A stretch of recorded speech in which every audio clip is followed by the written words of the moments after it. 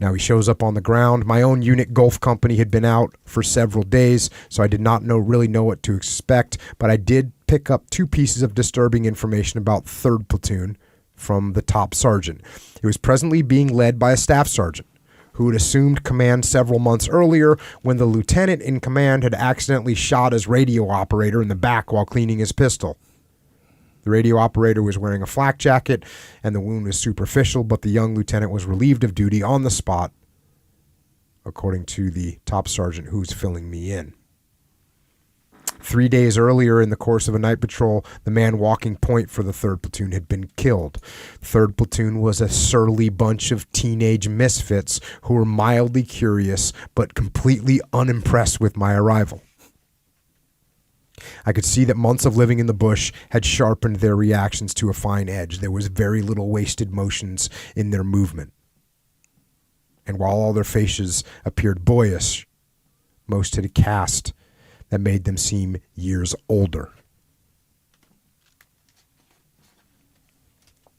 The platoon was predominantly white with a handful of Hispanics and blacks, and if there was a common thread that united them, it was their lower middle class background. The biggest problem in leading patrols, other than making certain that we stayed on course and hit our checkpoints, was keeping the men properly spaced. They tended to bunch up when the terrain was rough or visibility was poor, and to get too far apart when we were moving quickly or they were tired. If they were too close together, one booby trap or mortar round would cause multiple casualties, and if they were too spread out, they tended to lose contact and were difficult to maneuver. The reason I highlighted that is because that is absolutely true today. It's the same thing that happens with a SEAL platoon, same thing that happens with any military group. People start bunching up, and it's a fine line. There's a balance that you have to maintain all the time because, as you just said, if you're too far apart, you can't see each other, you lose contact, you're too hard to control. If you're too close together, one bomb or one mortar round can take out a whole bunch of people. So for those of you that are troop leaders out there, work on your spacing, pay attention to it. Don't bunch up. The tendency is generally don't bunch up. Mm-hmm.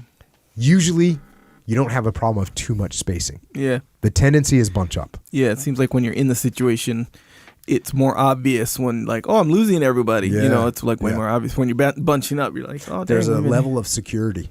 Yeah. Mental security, like bunching up next to someone. That's a lot of where it comes from too.